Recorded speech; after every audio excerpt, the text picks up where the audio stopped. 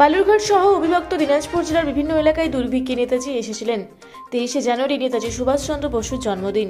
ঠিক তারই আগে দক্ষিণ দিনাজপুর জেলার সদর শহর বালুরঘাটে মানুষেরা নেতাজিকে নিয়ে স্মৃতি রোমন্থন করলেন।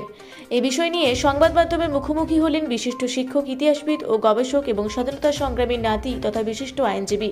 ভারতের স্বাধীনতা সংগ্রামের ক্ষেত্রে একটি বিরাট অংশ জুড়ে নেতাজি সুভাষচন্দ্র বসুর নাম জড়িয়ে আছে। 1922 সালে সেপ্টেম্বর মাসের শেষে তৎকালীন উত্তরবঙ্গের 4টি জেলায় বিধ্বংসী বন্যা হয়। আত্রাই নদী বিধৌত এলাকা জুড়ে বন্যায় চরম ক্ষতিগ্রস্ত হয়। 15 লক্ষেরও বেশি মানুষ এই বিধ্বংসী বন্যায় ক্ষতিগ্রস্ত হয়েছিল। ক্ষতিগ্রস্তদের একটা বিরাট অংশই ছিল মুসলমান। তৎকালীন অবিভক্ত দিনাজপুর জেলার বালুরঘাট মহকুমার পাশাপাশি রাজশাহী জেলার নাটোর ও নওগাঁ মহকুমা বিশেষভাবে ক্ষতিগ্রস্ত হয়েছিল। সেই সময় বালুরঘাট মহকুমার ধামইরহাটে ও পত্নীতলা অঞ্চলে ভয়াবহ দুর্ভিক্ষ হয়।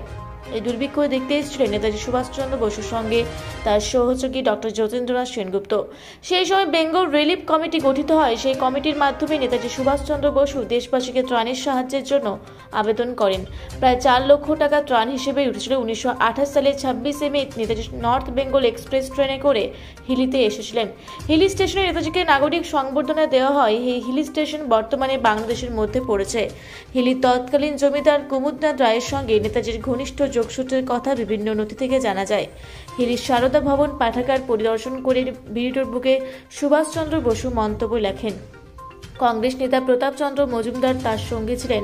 তাছাড়াও কংগ্রেস নেতা নিশীথ কুণ্ডুর সাথেও সুভাষচন্দ্র বসুর ঘনিষ্ঠ যোগাযোগ ছিল। সুভাষচন্দ্র বসুর প্রতিষ্ঠিত বেঙ্গল ভলেন্টিয়ার্সের শাখা হিলির পাশাপাশি অবিভক্ত দিনাজপুরে ছিল। বালুরঘাটের বরণের স্বাধীনতা সংগ্রামী শরৎরঞ্জন চট্টোপাধ্যায় বাড়িতে নেতাজি রাত কাটিয়েছেন। সেই সময় তিনি বালুরঘাটের বর্তমান কংগ্রেস পাড়ায় কংগ্রেস ভবনের দ্বার উদ্ঘাটন করেন। সেই কংগ্রেস ভবন আজ আর নেই, আত্রাই নদীতে বন্যায় তলিয়ে গেছে।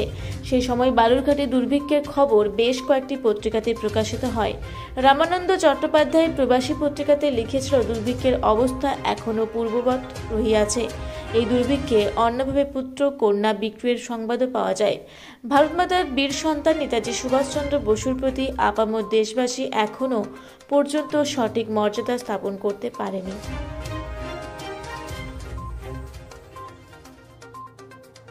নেতাজি সুভাষচন্দ্র বসু এই কংগ্রেস অফিস উদ্বোধন করতে, আমাদের পাড়াতেই কংগ্রেস অফিস উদ্বোধন করতে এসেছিলেন 1928 সালে এবং রাত্রিবাস করেছিলেন আমার ঠাকুরদা বিখ্যাত বিপ্লবী শরৎরঞ্জন চট্টোপাধ্যায়ের ঘরে। রাত্রিবেলা ছিলেন, রাত্রে খাওয়া দাওয়া করেছিলেন এবং শুনেছি যে আমার বাবার ঠাকুমা তাকে 52 রকম পদ দিয়ে খাইয়েছিলেন। তাতে তিনি ভীষণ প্লিজড হয়েছিলেন এবং পরের দিন আবার নাকি দেশি হাঁসের ডালনা খেতে চেয়েছিলেন। সেটা খেয়ে উনি হিলি অভিমুখে রওনা দিয়েছিলেন। আমি সেই শরৎরঞ্জনের নাতি হিসাবে এইসব তথ্য জোগাড় করেছি এবং তিনি এখানে 1 রাত বাস করে চলে গিয়েছিলেন। আপনার নাম? আমার নাম Sushobhan Chatterjee, advocate. I happen to be the grandson of late Saratranjan Chatterjee. Netaji Subhas Chandra Bose ভারতবর্ষের স্বাধীনতা সংগ্রামীদের মধ্যে এক উৎকৃষ্ট সন্তান। তিনি প্রথমে এসেছিলেন হিলিতে, সেটা 1928 সালের 26শে মে। তারপর সেখান থেকে তিনি বালুরঘাটে এসেছিলেন। বালুরঘাটে তার বেশ কিছু স্মৃতি আছে এবং বিশেষত দিনাজপুর অঞ্চলে তার অনেক স্মৃতি জড়িয়ে আছে, এপার দিনাজপুর এবং ওপার দিনাজপুর। তিনি বালুরঘাটে এসে চ্যাটার্জি বাড়িতে 1 রাত তিনি ছিলেন এবং সেখানে কিছু আলাপ আলোচনা হয় এবং তারপরে তিনি পরবর্তী সময়ে এখানকার নেতা নেত্রীদের সাথে বসে তিনি আলাপ আলোচনা করেন এবং তিনি পরবর্তীকালে ফিরে যান। কিন্তু মূল বিষয় হলো যে তার যে মূল আগমন, সেই আগমনটা হিলি কেন্দ্রিক। কারণ তিনি হিলিতে এসেছিলেন, প্রতাপচন্দ্র মজুমদার সে সময় ছিলেন, তিনি তাকে স্বাগত জানান। তিনি হিলির কুমুদনাথ রায় সাহেব যে, তাদের সাথে একটা যোগসূত্র ছিল এবং নেতাজি সুভাষচন্দ্রের যে গুপ্ত সমিতি বেঙ্গল ভলেন্টিয়ার্স, সেই বেঙ্গল ভলেন্টিয়ার্সের শাখা দিনাজপুরে ছিল। অনেকে বলেন যে তরুণ সংঘ যেটি নাম, সেই তরুণ সংঘের প্রকৃতপক্ষে তরুণ সংঘ বকলমে বেঙ্গল ভলেন্টিয়ার্সের কিছু কিছু কাজ তারা কিন্তু করতো গোপনে, এবং সেই জন্য তরুণ সংঘের উপর ব্রিটিশ যারা গোয়েন্দা ছিল তাদের কিন্তু তীক্ষ্ণ নজর ছিল। এই সময় যে হিলিতে যারা এই স্বাধীনতা সংগ্রামের আন্দোলন এবং তথাপি এই বেঙ্গল ভলেন্টিয়ার্সের কর্মধারাকে এগিয়ে নিয়ে গিয়েছিলেন, তাদের মধ্যে অন্যতম ছিলেন পঞ্চানন চট্টরাজ, ছিলেন হচ্ছে শ্রীধর সাহা এবং মাধবচন্দ্র রায়।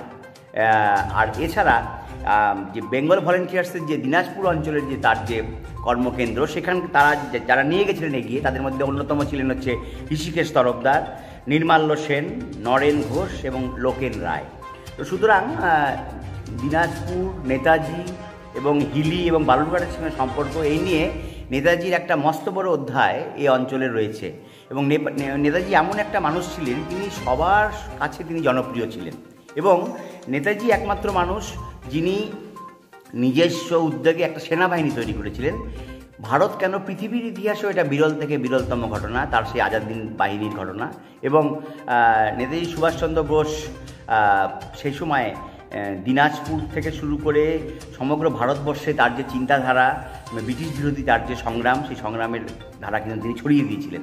তো তিনি বালুরঘাটে বেশি থাকতে পারেননি, একটি রাতে তিনি ছিলেন, তারই মধ্যে তিনি স্বাধীনতা সংগ্রামীদের উৎসাহ দিয়েছেন, উদ্দীপনা দিয়েছেন, ব্রিটিশ বিরোধী আন্দোলনকে আরও সংঘবদ্ধ হতে তিনি সাহায্য করেছেন। এবং তারপর তিনি দিনাজপুরে চলে যান, দিনাজপুরে তিনি ফিরে যান।